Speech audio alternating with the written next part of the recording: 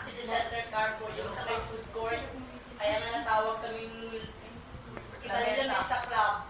Dahil pagkatapos ng kainan dito, doon kami nagpapalipas ng oras.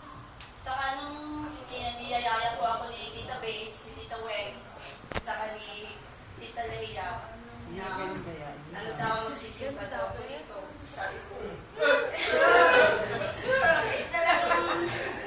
talagang sabi ko, wala naman ako kasi ang ano ko sa buhay, simbahan, bahay sa trabaho. Dito naman po ako nagkaroon ng pamilya talaga. Hindi, mahirap pala. Akala ko rin, madali, akala ko talaga talagang mahirap umalis na yung bang napalapit ka na, napamahal ka na sa mga kasama mo sa simbahan.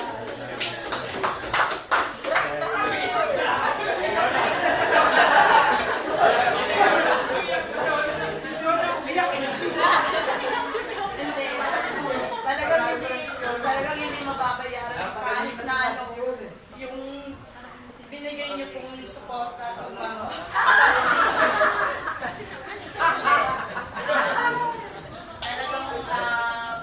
masaya ako. Masaya ako na aalis na malungkot dahil iiwan ko po. Talagang ginagawa ko dito sa simbahan. Talagang mahal ko. Mahal ko ang ministry na iiwan ko. Talagang hindi ko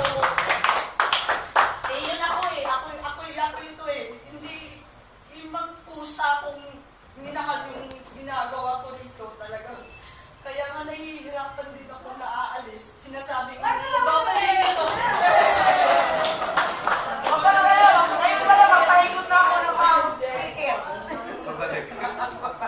babalik po ako soon. Oo, talagang yun nga, nag-usap kami na Renz na sabi naman niya, isang taon ako naghintay rito, tapos babalik ka rin pala. Sabi ko, pag-usapan natin pag-uwi ko. So, talagang masaya, malungkot lang ako dahil for sure talaga mamimiss ko kayong lahat. Talagang, Thursday pa lang, nandito na ako. Siyempre, at saka, yun ba yung hanggang gabi ang fellowship namin? Wala na kape? Magtitimpla ko po ako ng kape mamaya. Gagawa po ako ng chai para sa inyo. Talagang, masabi naman. Siyempot naman talaga. Mamimiss ko po sila Kuya Marlo na kapwa Bisaya. Magsasalita kami, sila Tawag Kuy, sila Ate Jen, sila Tito Edmer, sila Tito Weng, sila Tita Babes. Dati mo pag-mention ha? Oo, talagang sila Pastor Romy, sa tatay dito sa church. Tapos sila best friend ko rin, si Tito Michael. Yun sila lahat, sila Tita Leia, sila Kuratsya dito. Tapos sila Pastor. Lahat po kayo, kung hindi ko man ma-mention yung sa isa, talagang hindi ko kayo makakalimutan. Saka nanonood sa Facebook. Hindi mo na-mention. Sino? Dito Eni. Tito Babes, tatay. Hi, bye. Please.